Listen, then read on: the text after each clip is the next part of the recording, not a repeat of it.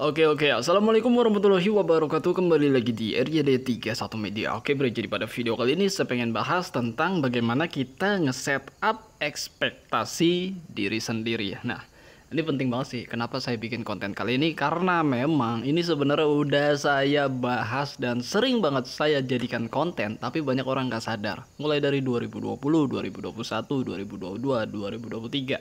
Namun banyak penonton yang masih aja tuh over ekspektasi kepada pembalap-pembalap Indonesia. Padahal kalau saya bikin konten mulai dari hari Jumat, terus juga di Sabtu, dan di race ya sendiri, race weekend untuk kegiatan-kegiatan balap para pembalap-pembalap Indonesia.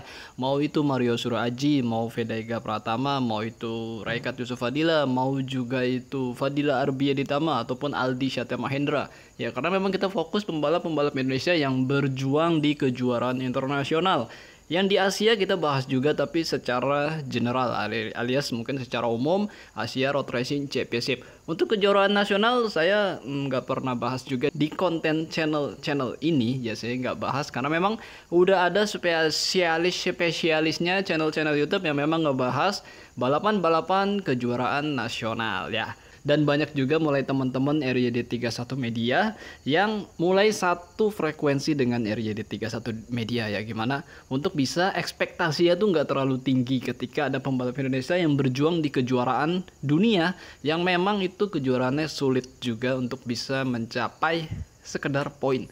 Ya, untuk pembalap Indonesia sekedar poin yang baru masuk sebagai pendatang baru atau rookies, ataupun yang sudah 1 musim 2 musim dengan kendaraan yang kita lihat juga tim dan segala macam yang memang memiliki faktor ya satu kesatuan untuk bisa konsisten meraih poin. Selebihnya seterusnya baru kita berbicara skill si pembalap. Tapi secara ekspektasi kita selalu men-set up ekspektasi itu ya sekedar poin udah keren lah. Nah, dari sana tadi saya bilang ada teman-teman yang awalnya memang berharap wah pembalap Indonesia harusnya bisa tampil di 5 besar ataupun 10 besar rutin agar poin terus terjaring.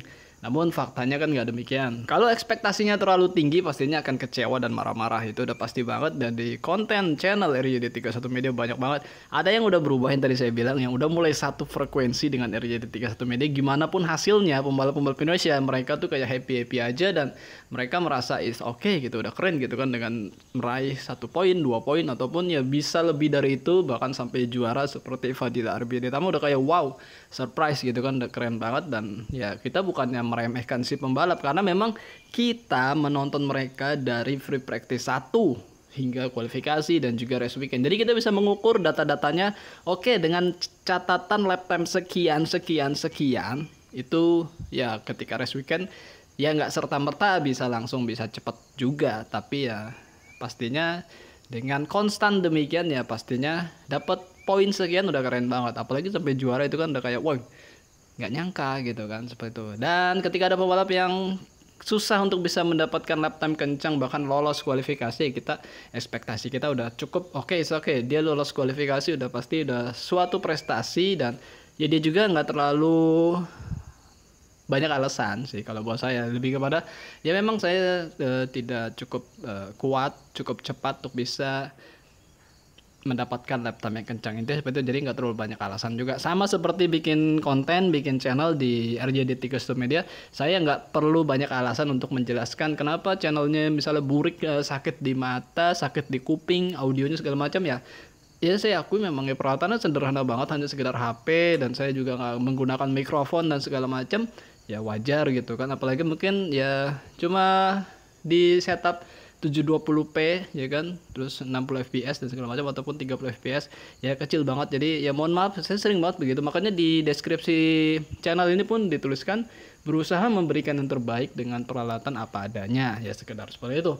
Bersyukur alhamdulillah ada yang mau subscribe, intinya seperti itulah. Ya, nge-set up ekspektasi diri sendiri itu penting banget sebenarnya. Jadi kita nggak terlalu kecewa ketika mungkin yang kita tonton itu di luar dari yang kita harapkan, karena memang ekspektasi kita sudah sesuai dengan apa yang bisa dia capai. Itu semua olahraga mungkin bisa ya diterapkan buat teman-teman juga mungkin yang nonton bola, ataupun ekspektasinya coba dibikin ya lebih rendah lagi buat pembalap-pembalap ataupun atlet Indonesia, karena memang Itu yang kita harapkan. Jadi apapun yang mereka dapat sudah pasti kita dukung. Ketika hasilnya bagus, sangat gembira buat dirinya sendiri, apalagi kita yang nonton dong dari rumah menggunakan handphone ataupun televisi Android dan segala macam, ya pastinya akan sangat bahagia. Jadinya dengan kita nge-setup ekspektasi diri sendiri itu, kita memiliki batasan. Jadi batasan kita itu ya seperti ini, dan ketika yang kita dukung itu mendapatkan hasil demikian, ya kita nggak terlalu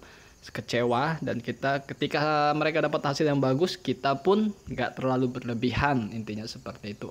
Jadi alhamdulillahnya sejak 2021 lah mungkin kita bisa katakan banyak teman-teman RYD 31 Media yang sudah satu frekuensi dengan ya mulai bisa nge-setup ekspektasi dirinya sendiri kepada pembalap-pembalap Indonesia. Jadi nontonnya jadi lebih enjoy, dan mereka jadi lebih realistis, dan juga dengan data-data yang kita hadirkan di setiap konten free practice, mereka jadi bisa berpikir dan mungkin bisa memprediksi, oh seperti ini nanti mungkin hasilnya udah keren banget, dan mungkin kalau bisa dapat poin sekian udah bagus banget.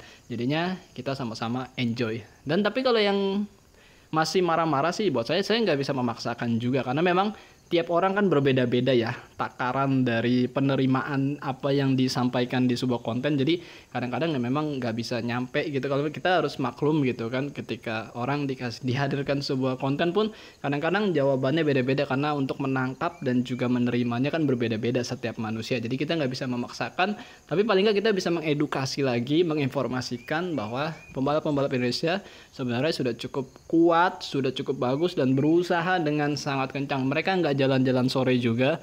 Bahkan untuk pembalap yang nggak lolos kualifikasi pun, yang sering kita bahas juga, itu dia udah bekerja keras banget, udah berusaha kenceng. Tapi ya memang ya segitu aja kemampuannya, dan kita harus maklumin sebenarnya. Tapi ya it's okay, mungkin bisa dicoba di lain kejuaraan. Itu harapan-harapan kita ketika pembalap memiliki budget yang banyak untuk bisa coba kejuaraan ini, kejuaraan sana, untuk bisa dimana yang lebih cocok, intinya seperti itu.